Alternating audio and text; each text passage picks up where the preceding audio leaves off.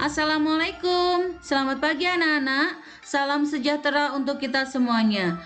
Sebelum pembelajaran kita mulai, marilah kita berdoa terlebih dahulu sesuai dengan keyakinan kita masing-masing. Berdoa dipersilahkan. Selesai? Terima kasih anak-anak.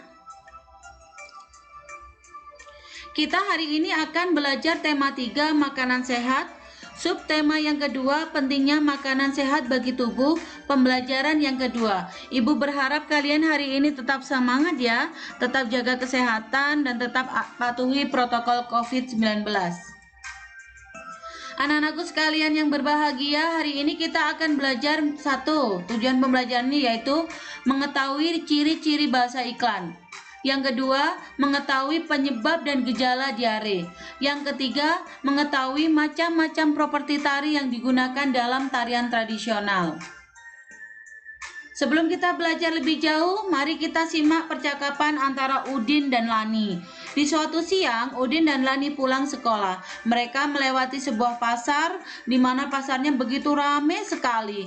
Kemudian terik matahari terasa begitu menyengat.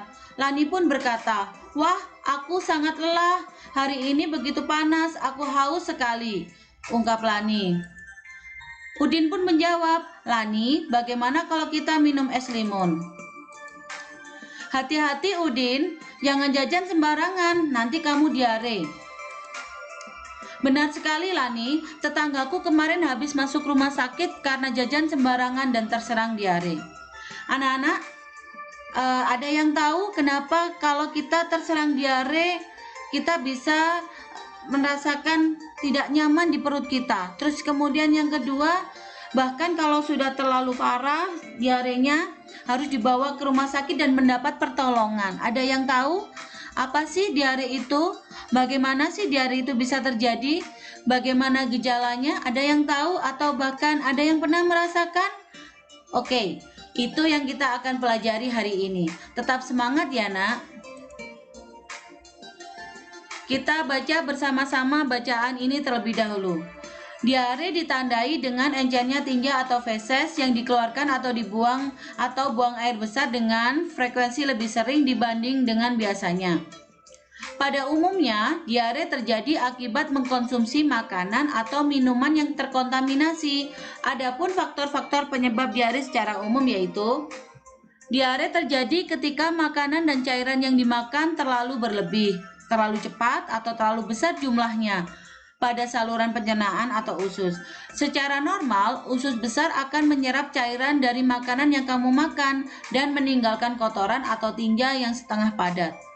Akan tetapi, ketika cairan dari makanan yang kamu makan tidak diserap, maka hasilnya kotoran atau feses akan menjadi cair dan encer.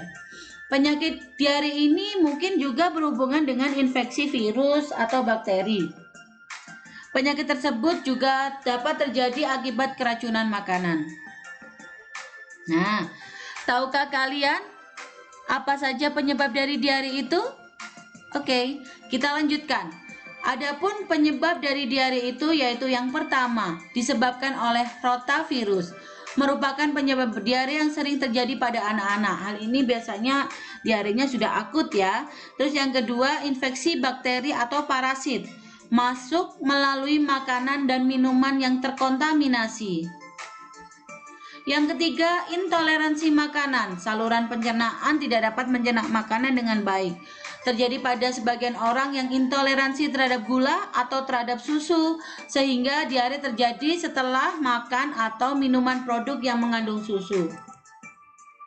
Yang keempat, alergi makanan. Biasanya tubuh akan bereaksi negatif terhadap obat-obatan tertentu, sehingga menyebabkan diare.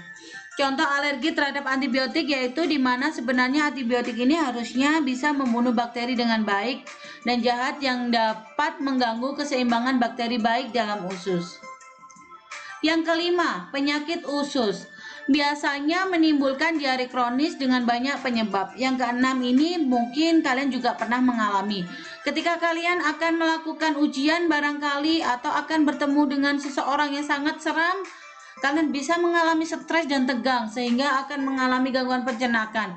Biasanya kalian akan merasa seperti mau buang air besar atau bahkan sampai diare, padahal kalian tidak ingin buang air besar. Hal ini bisa timbul ketika kita dalam kondisi stres atau tegang. Nah, anak-anak, setelah kita tahu penyebabnya, sekarang kita pelajari tentang gejalanya. Gejala yang pertama yaitu buang air besar. Gejala yang kedua, kram dan nyeri di perut. Gejala yang ketiga, bisa jadi kalian mengalami demam. Gejala yang keempat, darah dalam tinja. Maksudnya ketika kita buang air besar, di tinja kita itu akan keluar darahnya seperti itu.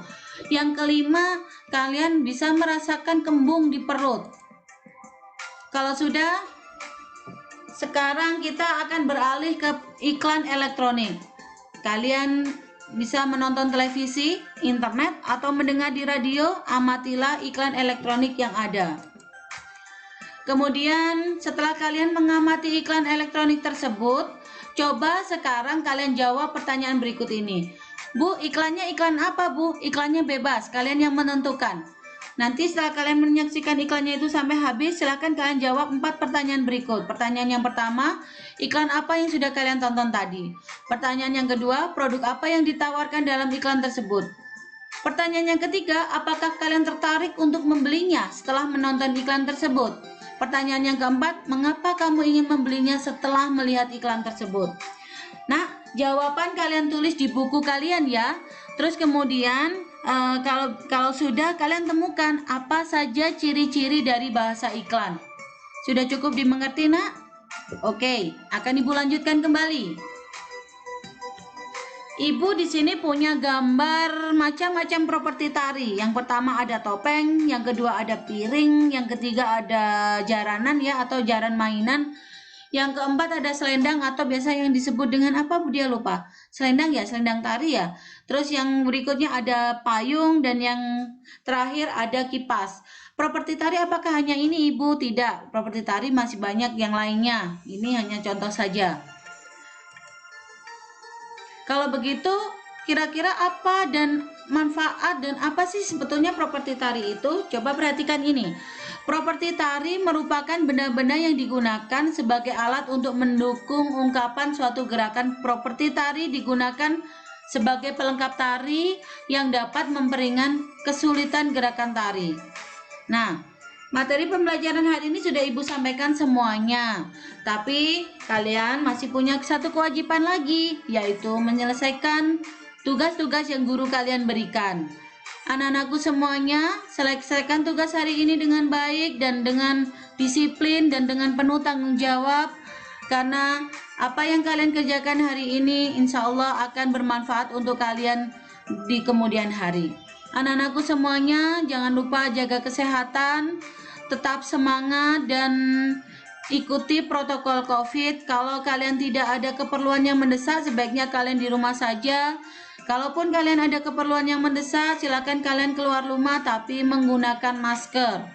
Dan ikuti petunjuk atau protokol COVID dengan baik.